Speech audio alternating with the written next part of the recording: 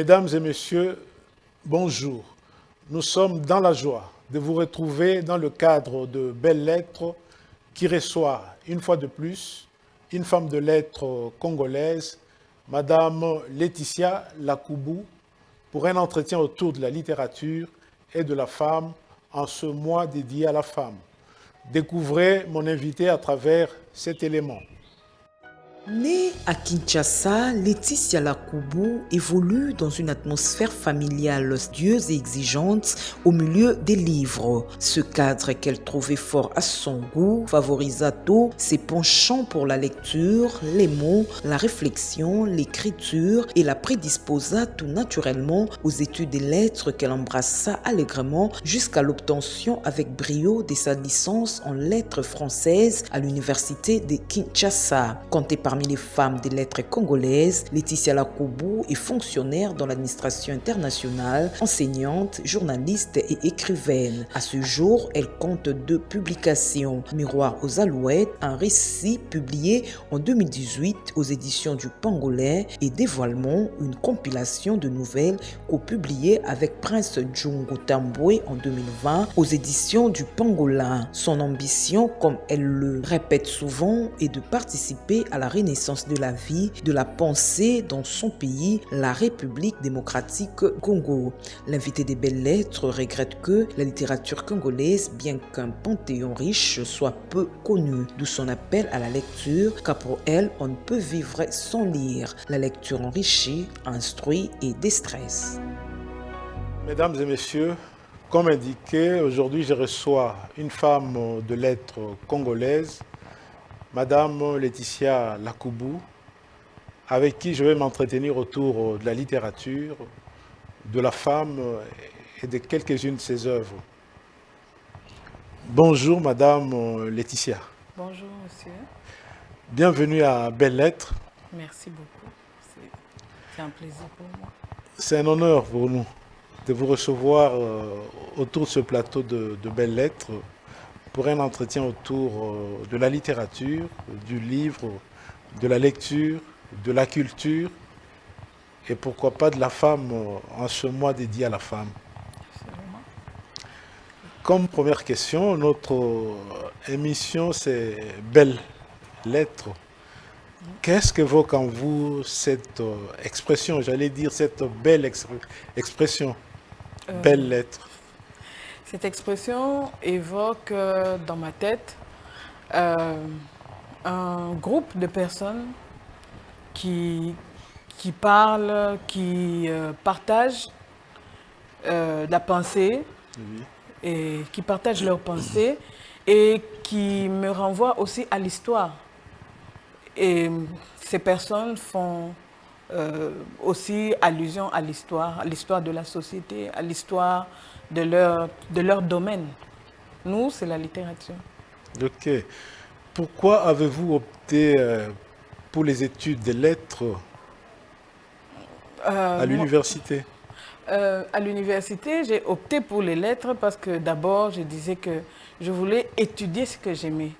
Alors, très jeune, j'étais plongée dans cet univers avec des parents intellectuels, avec une famille intellectuelle, des professeurs, des recteurs d'université, tout ce monde, les gens qui s'intéressent aux informations, les gens qui s'intéressent à la vie de l'esprit.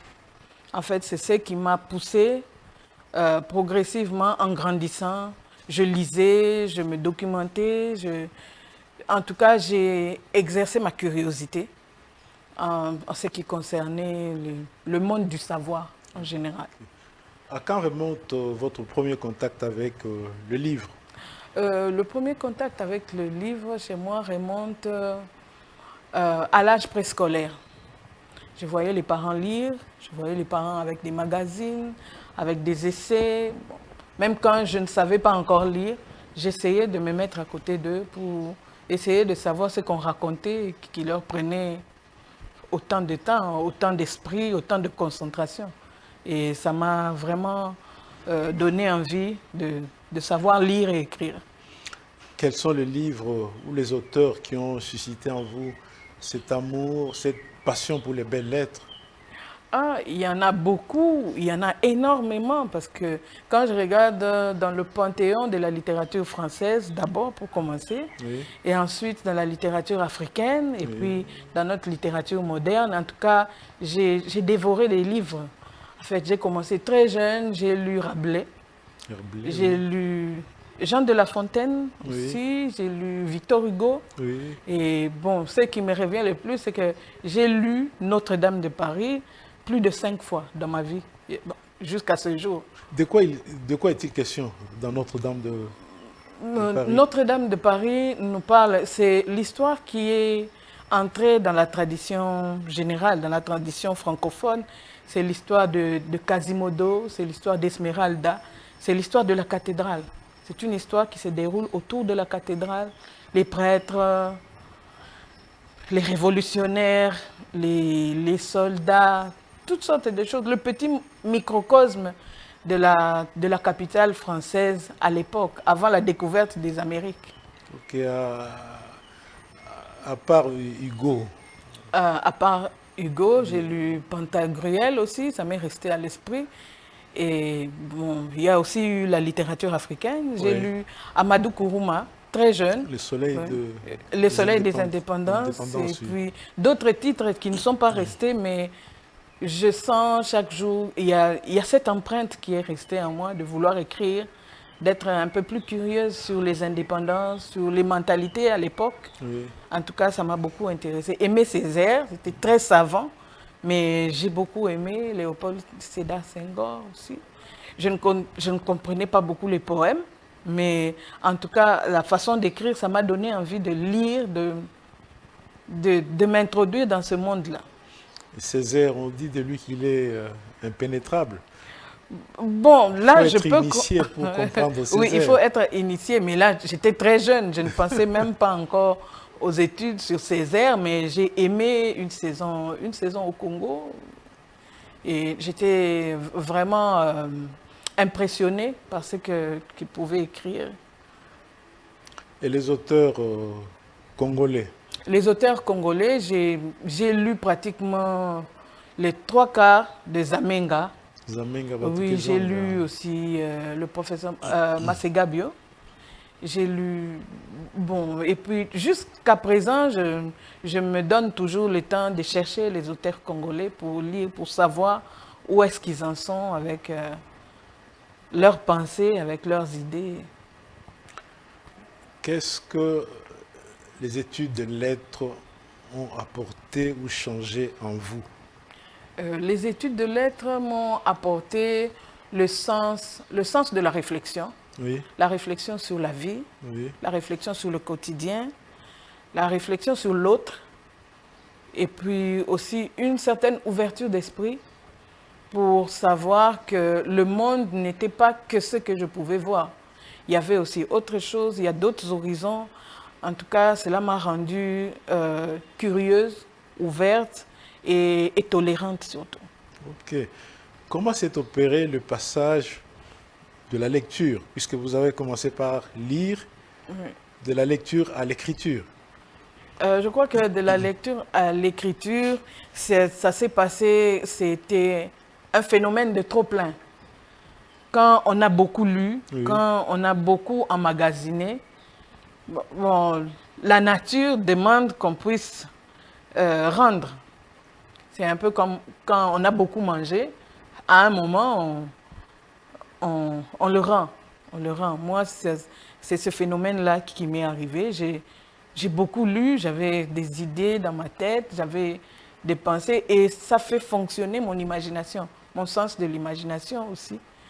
Et bon, je crois que ça m'a fait grandir au point qu'à un moment, j'ai ressenti le besoin d'écrire et j'ai commencé à écrire très tôt.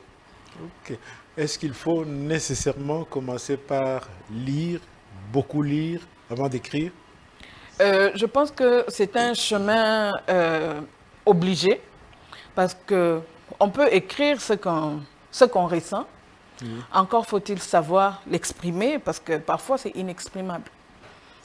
Et savoir l'exprimer et aussi voir par curiosité ce que les autres pensent de ce que moi je pense. Essayer un peu de les englober dans ma pensée, quoi. Essayer de voir, non, tel a dit ceci. Un peu la contradiction. Ok. Avez-vous un modèle en littérature? Bon, je n'ai pas un modèle, mais j'ai des modèles modèles. parce que j'ai tellement lu, j'ai tellement touché à tout. Les essais, les romans, les nouvelles, les poèmes. Bon, je ne peux pas dire que je veux être... Mais il y a mes modèles mes modèles d'auteurs, Quelques noms? tels que, bon, passé. Victor Hugo. Victor Hugo, c'est vraiment un génie, comme d'autres auteurs français aussi.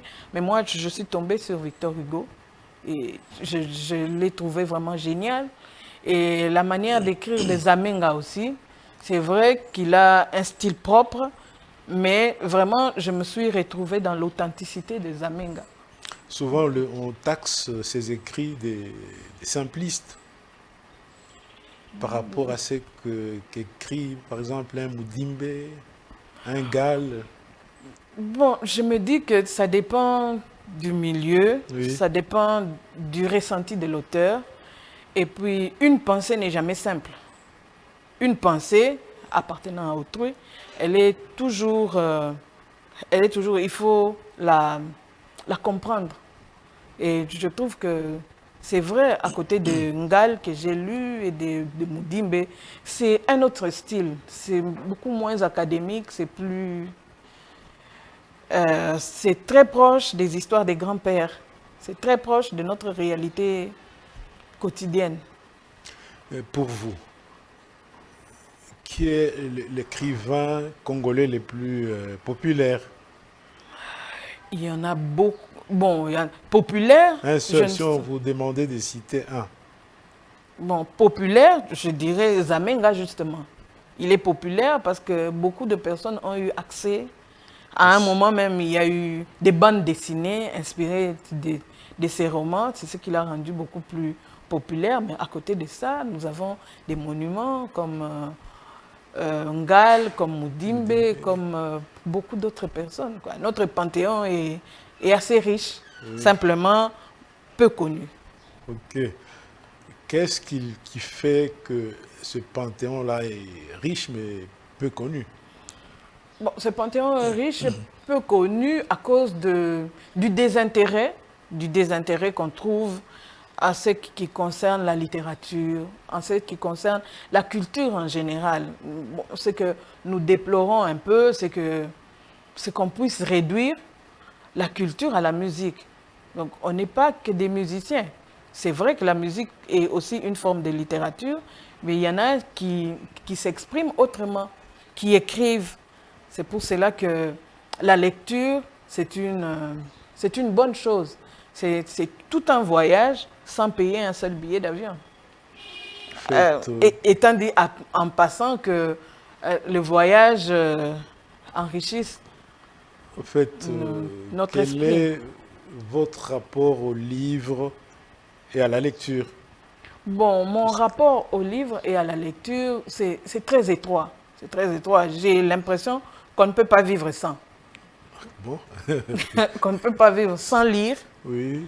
Même si on n'écrit pas, même si on n'a pas encore ressenti le besoin d'écrire, mais au moins lire, ça c'est comme l'oxygène, c'est comme la respiration. Il faut lire, il faut s'enrichir, le monde court, il ne faut pas rester en retard, il ne faut pas rester à la traîne. Au-delà de l'aspect voyage, quand on lit, on voyage sans voyager.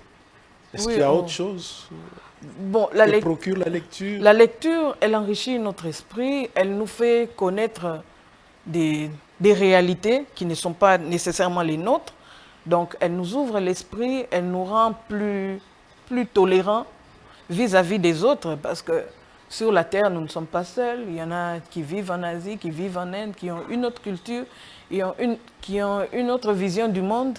Donc, nous devons faire l'effort de les intégrer pour mieux les accepter autour de nous, à côté de nous.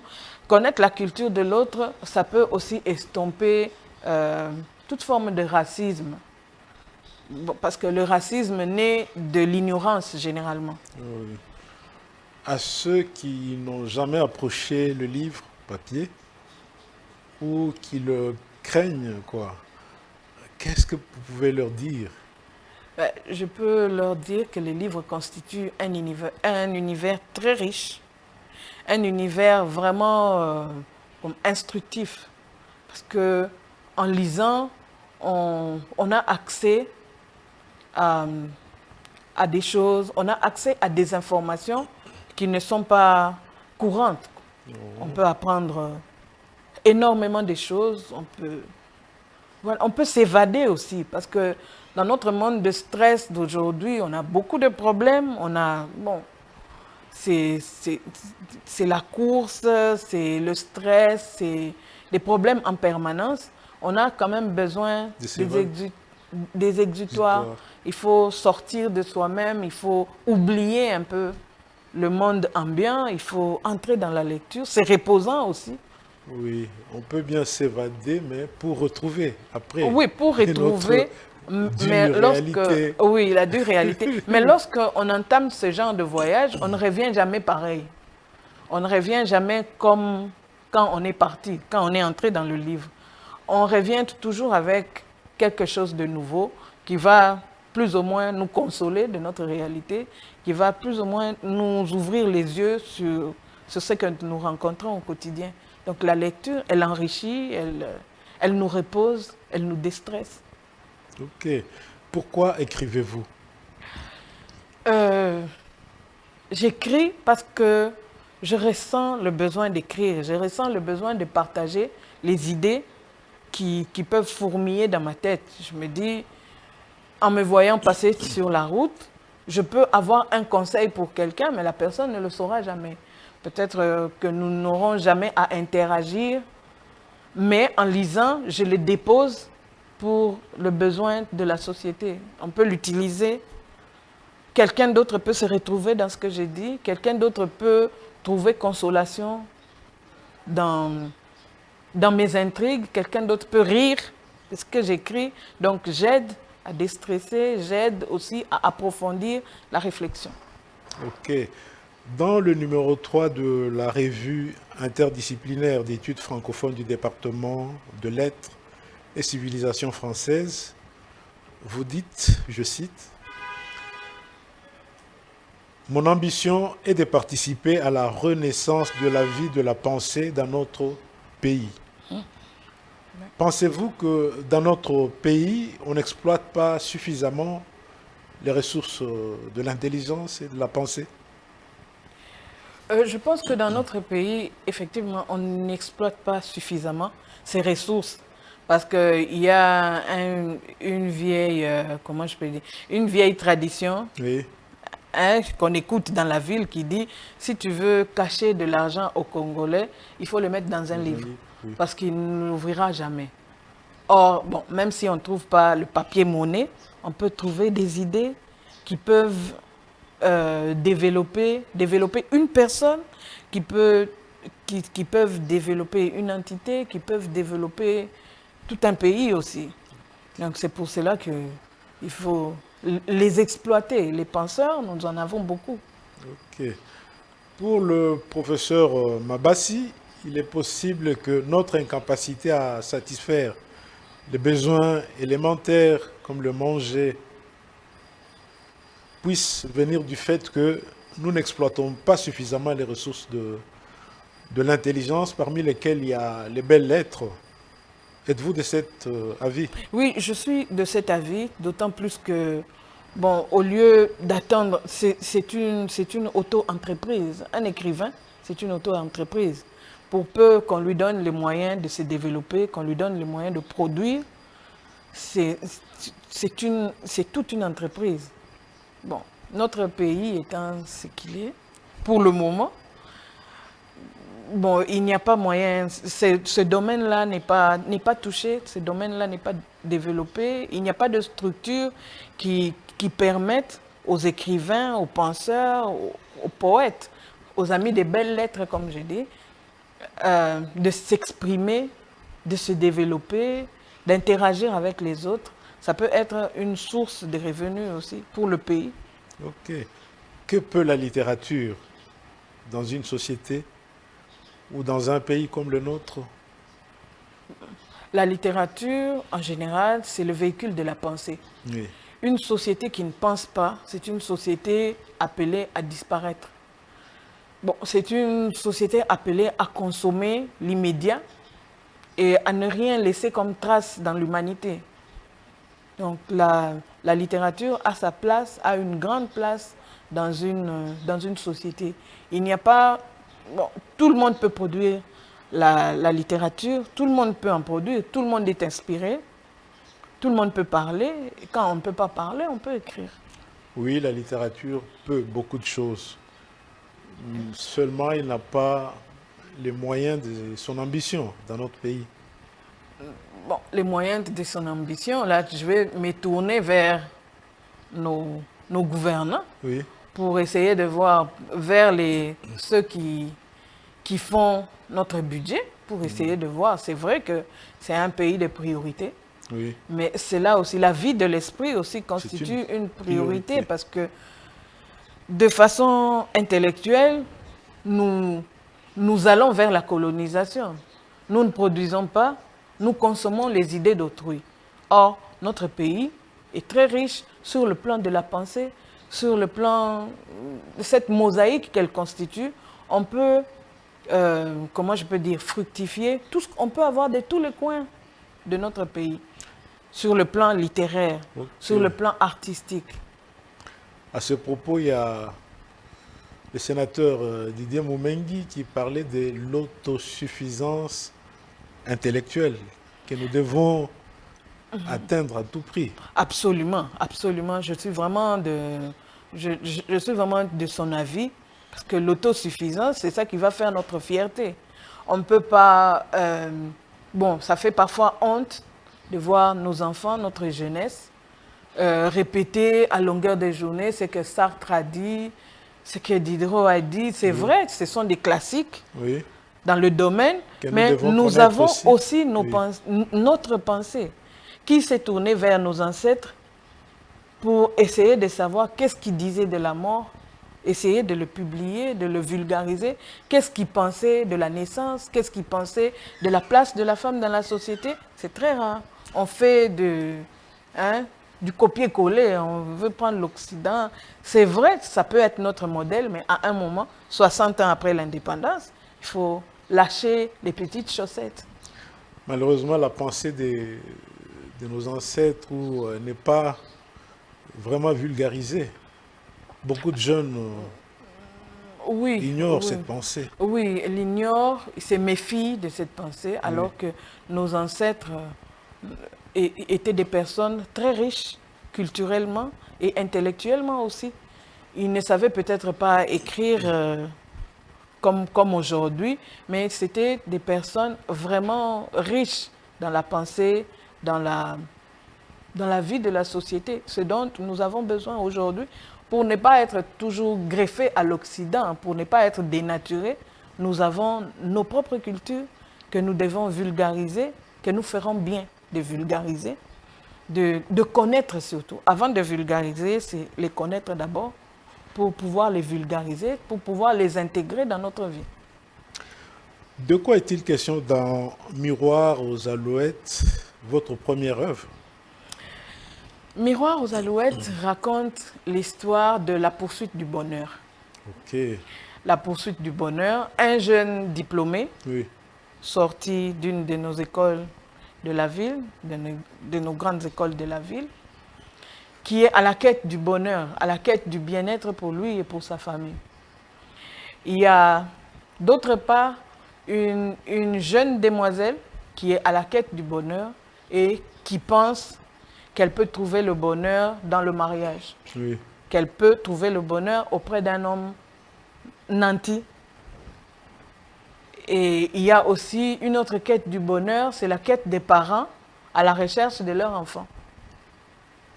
Bon, les péripéties du voyage et tout ça, mais c'est vraiment une quête du bonheur. Le bonheur pour un parent, c'est de savoir ses enfants en bonne santé, en sécurité. Et le bonheur, je pense, l'idée du bonheur que se font les jeunes filles d'aujourd'hui, c'est dans un mariage. Et l'idée du bonheur que peut se faire un jeune intellectuel sorti de l'université, c'est de trouver un bon travail et de s'établir dans la société. Mais pour vous, qu'est-ce que le bonheur? Pour Est-ce moi, qu'on peut accéder au bonheur? le bonheur est un idéal après lequel on court. Donc, il faut d'abord se donner on ne le saisit On jamais. ne le saisit jamais, quasiment jamais. Il faut d'abord se donner la force d'entreprendre cette course et de la parcourir à chaque kilomètre, hein, à chaque. Donc le bonheur existe, hein, elle dépend de nos rêves, de nos aptitudes aussi. Le bonheur, c'est une quête éternelle. Est-ce que le bonheur, le vrai bonheur, il est individuel ou collectif? Bon, le bonheur, moi, je le place à plusieurs niveaux. Oui. Le bonheur est d'abord intellectuel. Quand on a conscience de qui on est, Oui. il est d'abord personnel. Il est d'abord personnel. J'aime ce que je suis. Je m'assume en tant que ce que je suis. Il y a des faiblesses, il y a des manques, j'ai des rêves. Mais je m'accepte tel que je suis aujourd'hui en me donnant le courage d'aller vers le mieux, ce dont je rêve. Là, vous êtes déjà dans le bonheur. Oui, là, c'est le bonheur. Déjà, mettre un pied sur ce chemin, c'est le bonheur qui commence. Et à présent, il est aussi collectif parce que dans notre vie en société, nous avons des idéaux, nous avons aussi, nous avons nos rêves communautaires, Oui. nous avons aussi les rêves du pays. Voilà, c'est à tous les niveaux. Le bonheur réside dans le contentement, d'après votre première définition. Le bonheur individuel, réside oui. aussi dans le contentement. Elle commence par le contentement. Quand je suis fière de ce que je suis, quand je suis contente de ce que je suis, toujours dans le chemin de la perfection, je peux faire le travail de la recherche du mieux. Ok. Vous êtes co-auteur de Dévoilement, une compilation de nouvelles ayant pour thème les violences faites à la femme. Pourquoi d'abord ce titre, Dévoilement? Le titre, c'est le fil d'Ariane de la nouvelle, de l'œuvre. Oui. Parce que nous essayons de dévoiler les violences faites à la femme. C'est devenu un peu la palissade dans notre monde d'aujourd'hui. C'est devenu aussi un slogan, les violences faites à la femme, et tout ça. Mais on veut un peu s'asseoir, essayer de savoir ce qu'en disent les victimes. Nous avons essayé de lever un pan du voile sur la violence conjugale. Parce que dans notre pays, vous savez, dans notre mentalité de Congolais, on idéalise un peu le mariage. Pour la plupart des parents, l'idéal, c'est de marier ses filles. En fait, on s'en débarrasse un peu de cette façon-là. C'est de marier les filles et puis on est content. Mais parfois, on ne va pas gratter sur ce qui se passe dans les mariages. Okay. Bon, avec cette... comment je peux dire, cette dose d'impréparation, des filles comme des garçons pour le mariage, et puis avec cette ouverture de la société sur les violences, dans notre société, on admet qu'un homme batte sa femme. Dans notre société, on admet, on trouve normal qu'une femme soit malmenée par sa belle famille, par son mari, par toutes sortes de problèmes qu'elle peut trouver dans le ménage. En fait, l'œuvre est partie de l'idée que nous nous révoltions contre cet état de choses. Okay. Les violences faites aux femmes ne devraient pas exister. Nous devons les refuser. Commencez d'abord par les refuser. À tous les niveaux où nous nous trouvons. La jeune fille, avec son petit copain, elle ne peut pas admettre que son petit copain lève sa main sur elle. Ça n'a pas de sens. Même dans un mariage, quand on va te dire qu'on a payé beaucoup d'argent pour t'avoir, mais l'argent de la dot n'achète personne.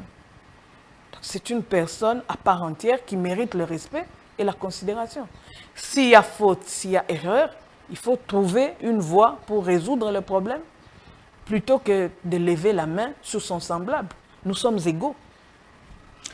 Et si on vous demandait de trouver un qualificatif à la condition de la femme congolaise? La condition de la femme congolaise, moi je trouve qu'elle est précaire. Parfois elle s'en contente, parfois elle le célèbre, mais sa condition est précaire, elle est très précaire. Parce qu'une femme ne cessera jamais d'être femme où qu'elle soit. Être femme dans le mauvais sens, je parle dans le sens péjoratif. Parce que si une femme obtient une promotion aujourd'hui, on va appeler sa promotion canapé. On oublie que c'est quelqu'un qui a du jus dans la cervelle. C'est une personne capable. On en a des preuves. Nous avons fait l'école secondaire, nous avons fait les universités. Nous voyons que bon, les filles ne sont pas en reste. Nous avons des petites génies, oui, mais qui s'ignorent à cause de la société. On te dit que tu es une femme, tu resteras femme. Hein, et c'est passé même dans notre culture populaire, hein, même quand une femme a beaucoup d'argent, même quand elle n'a pas un homme, elle est sans importance, elle est sans intérêt. Oui. Or, c'est faux. C'est très faux. Bon, dans la société, on sait que les femmes peuvent s'assumer, que les femmes sont capables de travailler, elles sont capables de beaucoup de choses, d'énormément de choses, mais on préfère les cacher, on préfère les demander de se taire, tout simplement. Est-ce que la femme congolaise est condamnée à croupir sous cette condition ou comment peut-elle s'échapper de cette condition, se libérer? La femme congolaise n'est pas condamnée à croupir sur cette position.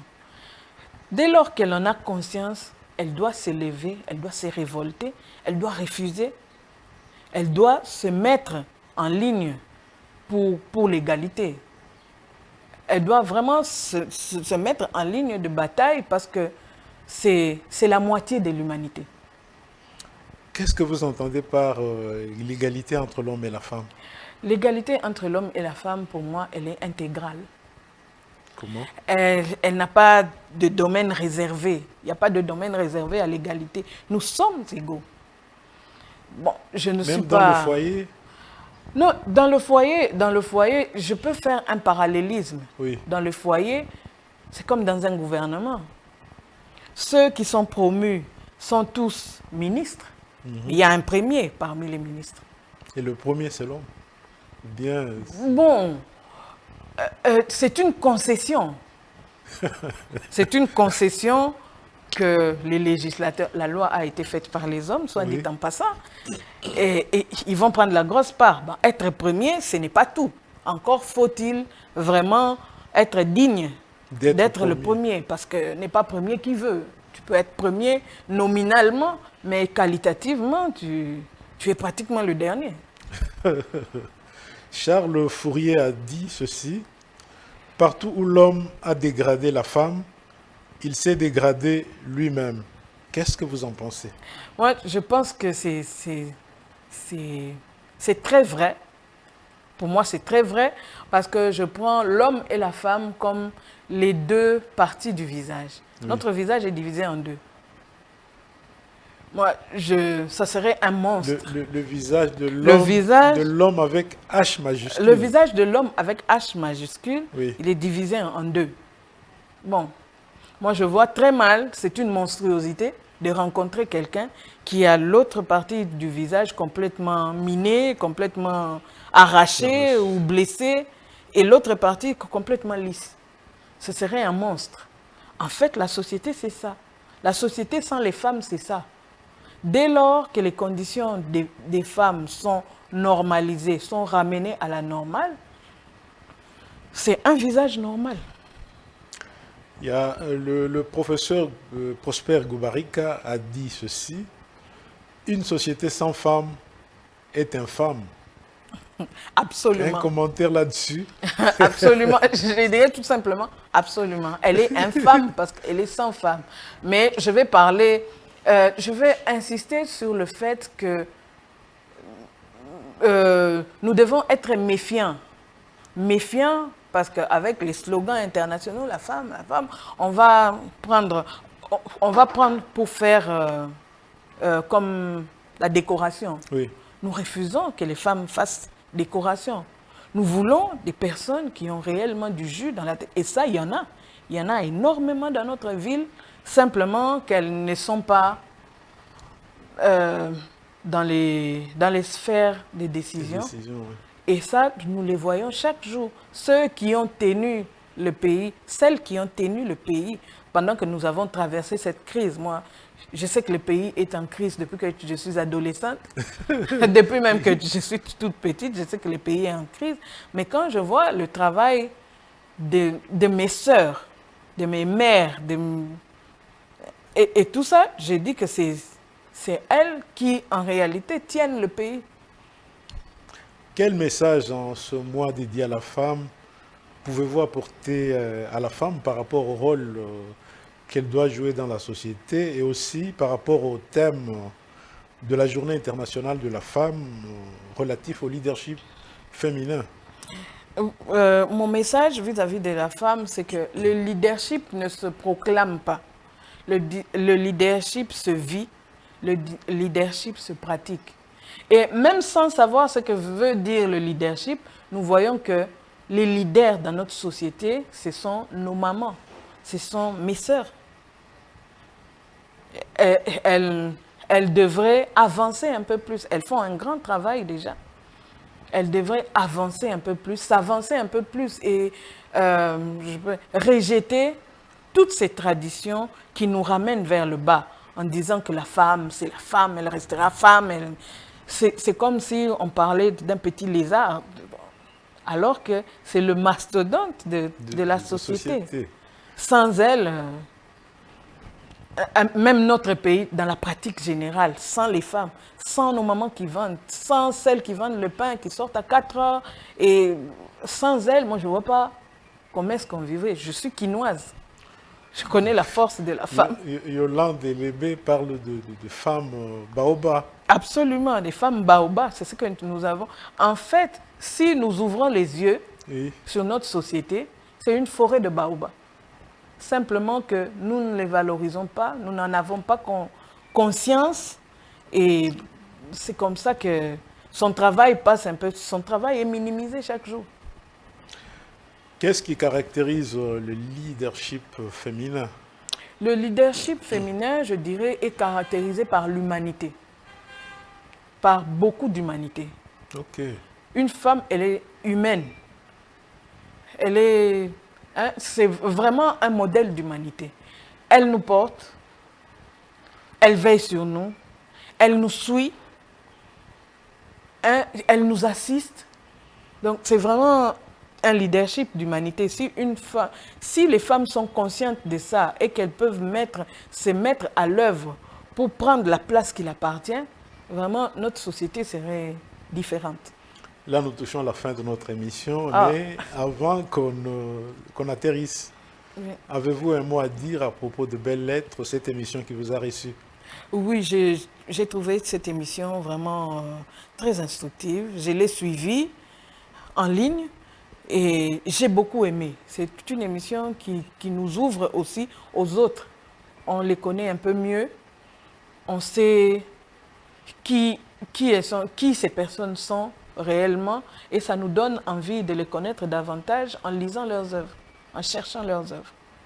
Grande a été notre joie de partager avec vous autour de la littérature et de la femme.